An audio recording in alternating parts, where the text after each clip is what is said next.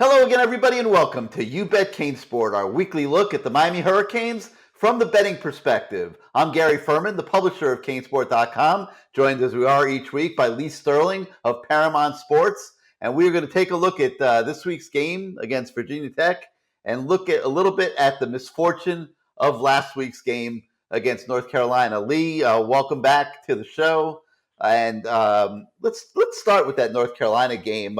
We talked about it last week, obviously. Miami was laying 3.5 points in that game.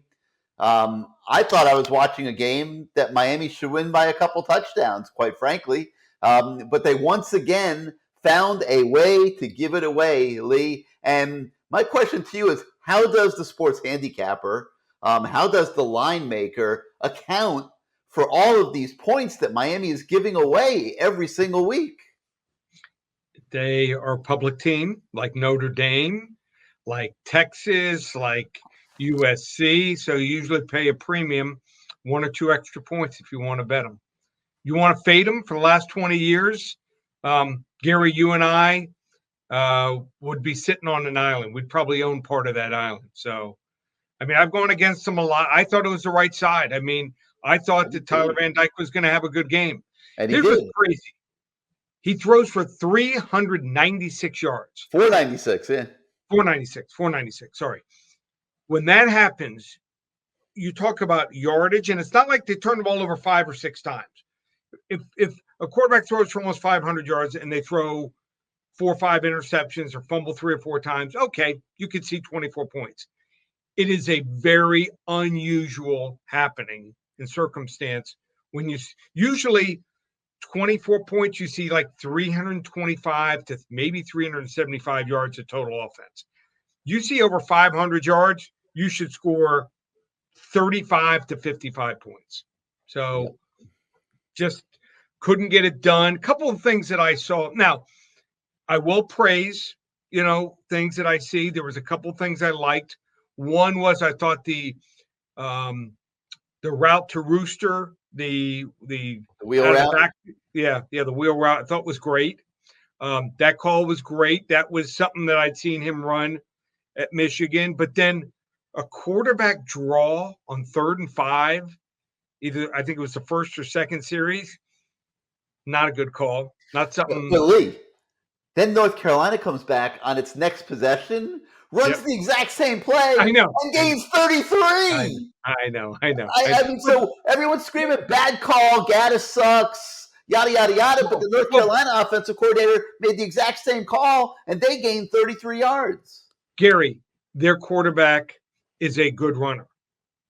Tyler Van Dyke is not a running quarterback. It was a bad call. Another bad call I thought was 4th and 2, 11 minutes to go in the third. Another bad call. Our tight end's blocking. Mallory's blocking is atrocious. It's offensive. It's that bad. So it's kind of amazing, really, because he's a pretty good player, and he's in his 5 years later, he still's not a good blocker. I don't understand that. You would think he'd be strong enough to at least hold the point of attack. Sometimes he's just late. And then he holds. And as a receiver, if he could block a little bit, he goes 2nd, 3rd round. He's probably going 4th to 6th. In my opinion, just because he can't block. Probably 5th or 6th. He's not even Mike Gesicki of the Dolphins. No. So another thing that bothers me, why can't we get at least a walk-on kicker that can kick the ball out of the end zone? Borregales was getting them all in the end zone at the beginning of the year. Yep, but another return out to almost the 40-yard line. You can't give up that kind of possession. All these little things are contributing to what's going on, Lee. Yeah, and the linebackers are playing better. I thought it was our clear weakness, but there was one play, I don't know if you remember this. It was 2nd and goal from the 3. Both of our linebackers hit the running back at like the 3 or 4 yard line in the hole. Great read, perfect. Neither one of them wrapped up. You got it. It's the little things that make differences. So we're just not doing the little things, but let's move on to this week. Well, but I want to get back to my original point real fast. And you look at the Middle Tennessee game, they gave away 38 points between the 4 cheap touchdowns and the two turnovers that led to 10 points at the beginning of the game. That was 38 easy points for Middle Tennessee. And then last week, North Carolina scores a quick 14 on long passes. One went for a touchdown. The other one set up a short touchdown run. You can't, if you're betting a team or betting sports, you can't make that up. I mean, that just throws the whole thing out of whack, doesn't it? It's crazy. I mean, like, our safety not reading what's going on, thought he read something different. It's a basic cover two. Good teams don't have that happen. So, I don't know whether the kids aren't smart enough, not studying enough. And like, for instance, a lot of these plays, 9 or 10 guys do the right thing. One guy does the wrong thing. I mean, I think eventually, we should have won that game, like you said, by 2 touchdowns. They should have won the game by 2 touchdowns. I'm not saying we win by 28. I watched it. But I walked out of there saying, how do they lose these? Yeah. I felt like they were 2 touchdowns better than Carolina. How does the offensive line not open up holes where we run all over them? Everyone's running on North Carolina. Two games in a row now. Can't move anybody. After playing lights out on the road at night against an SEC team, Texas A&M. They were great in that game. Miami rushes for 171 yards. Yep. I mean, they can't rush can't get 1 yard since then. I've been trying to theorize what has happened to the Miami offensive line. It has just been unfathomable. I truly think that this is a good coaching staff. I still think it's a good coaching staff. I don't know when it's all going to click in. I've seen teams like this, but Mario's lost 5 of his last 7 games that he's coached in. And some of the losses, well, almost every single loss has been horrific.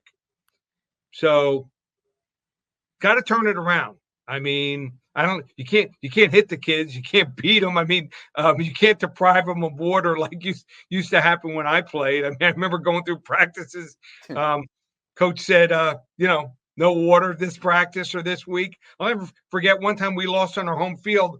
I was a 9th grader, and we lost. People know this here from Miami. I was at Palmer. We lose to Ransom, our rival for the Biscayne Ore. Our coach said, "You will never lose another home game on this field as long as I coach." And told the parents when they went to pick us up after the game, come back at about 8:00 at night. Ran us for over 2 hours. We ran and never lost another game. You can't do that now. What position did you play? Quarterback. Quarterback? Yeah. All right. Yeah. Anyway, so let's move on to Virginia Tech. Going on the road, Blacksburg, typically one of the tougher places to play in college football. The crowd will be going nuts. Enter Sandman. They'll be jumping up and down. Thank God it's only going to be 12 o'clock in the afternoon. And the 2 teams come into the stadium. And Miami, despite everything that has happened, has been made a touchdown favorite over Virginia Tech. Your thoughts? I could go position by position, but Virginia Tech, this is maybe one of the worst teams I've ever seen in my life. Wow. They have a transfer quarterback who was at Marshall and was not even good there. I mean, he had a run for a while. He won a couple games, restarted games near the end of last year, like 0 for 5, 0 for 8. And first of the year, and he looked good the first couple games here this year. Not great, good, but no protection. They have no running game. They don't have any playmakers at all 3 levels on the defense. This is a bad, bad team. If they weren't wearing Virginia Tech uniforms, I would normally say this is Middle Tennessee, but I'm not going to do that anymore. Don't do that. Okay. Don't bring that school up again, Lee. We can't take it anymore. If they didn't, they would be thinking of a team. They would be Southern Mississippi. So I think we should win the game by 3 touchdowns here. I think we'll probably win by 2. I have us winning this game something like 37-23, but this should be a blowout. So lay the points. Yep. I'm going to lay the 7. Lay the points. Okay, over under. It looks like a real appealing 47 points there. Yeah. Your thoughts on that? Do you like the over on that? I like the over. Yeah, Yeah, we should score mid-30s ourselves, and Virginia Tech should be able to score some on us. So yeah, I think this should be 60, 65 points. This is I don't play a whole lot of totals, but this is I think an easy over. it's a good one. Yep. Okay, you've been great on some of these other games around college football. Last week we're sitting here. You said to take Texas We A&M. won the two before that, but Yeah. I thought I couldn't go against Miami a third straight week. Didn't give it to my Oh, clients. who would? Like, I'm I know. telling you, they were legitimately 2 touchdowns better. You Yeah, can't. yeah, I yeah. mean, like, what are you going to do? Like, you can't factor in giving touchdowns away every Right, week. right. 6 of them, Lee, in 2 games. Crazy. I've never seen anything like it in all my years of watching football. I've never. Even the Randy Shannon era. I mean, Oh, 6 you, bombs, cheap touchdowns? No. and it's, hey, they have some talent. I mean, North Carolina has a really good quarterback. They have some good receivers, but where guys aren't even near them. I mean, Mm-hmm. even when we lost 58-0 to Clemson, there weren't guys open like this. Right. I Last couple. agree. It's Yep. insanity. All right. Yep. So this week, we've got Clemson going to Florida State. Very interesting game. Clemson is a 3.5-point favorite in that game. Tell us your thoughts on that one. I think Clemson's really coming around. Do they have the great receivers and, a running back that can go 70, 80 yards in one play? Maybe not, but they're pretty strong. They have a strong running back rotation. DJ Uiagalelei has really come on. He's looking off receivers, more decisive, not waiting that split second late to deliver the ball. Offensive line is much improved over last year, and we know how good their defensive line is. And I love their defensive backs. They really make plays on the ball here. I think this line's short. I think Clemson wins this game. Something like I'm going to say 38 to 24. They win by 2 touchdowns also.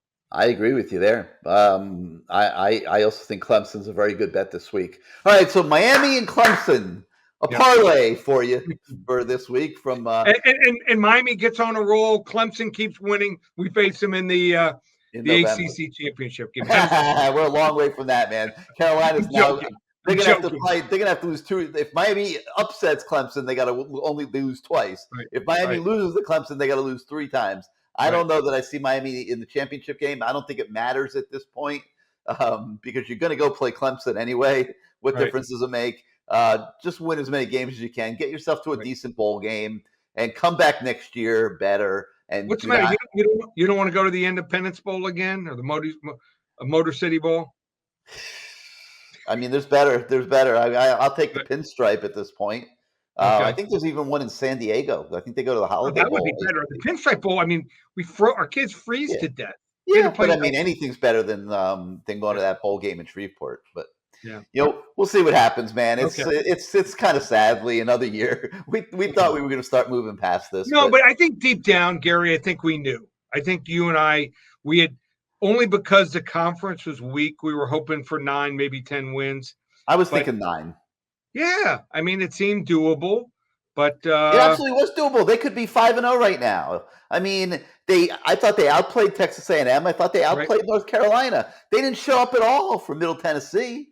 I mean, they've blown this season on mistakes and giving touchdowns away. Worst case scenario, we should be 4-1 at this point. 100%, man. Yeah. I mean, it's crazy, just crazy. All right, what's up at Paramount Sports? 1-800-400-9741. You got any specials this week? Craziest week. So hockey started. Basketball starts next Wednesday. We've got UFC. We got football and baseball playoffs. All the specials up and available. Had our first losing week since the first week of college football, but still 37-19 over the last 5 weeks for our clients. Check out all the specials, ParamountSports.com. Click on the Purchase Picks page. Got 9 different specials. You can join us. Love to have you along for the ride. All right, Lee, thanks so much for joining us once again this week. we'll catch back up with you next week, and we'll see if that Canes and Clemson parlay comes through for everybody. Okay. For Lee Sterling, I'm Gary Furman. We'll see you next time, everybody.